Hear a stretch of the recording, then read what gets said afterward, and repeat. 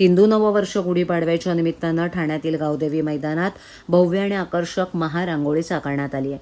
श्री कोपिनेश्वर सांस्कृतिक न्यास ठाणे आणि संस्कार भारती ठाणे महानगर यांच्या संयुक्त विद्यमानं ही तब्बल 10,000 चौरस फुटांची रंगबिरंगी रांगोळी उभी करण्यात आली आहे.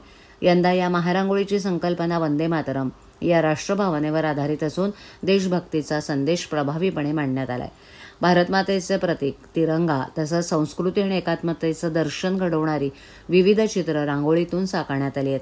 ही भव्य रांगोळी साकारण्यासाठी स्थानिक कलाकार, स्वयंसेवक आणि संस्कार भारतीच्या कार्यकर्त्यांनी अनेक दिवस परिश्रम घेतलेत.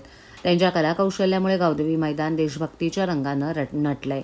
या उपक्रमामुळे ठाणेकरांमध्ये उत्साहाचं वातावरण निर्माण झालं असून मोठ्या संख्येनं नागरिक मैदानावर येऊन या अद्वितीय कलाकृतीचा आनंद घेत आहेत.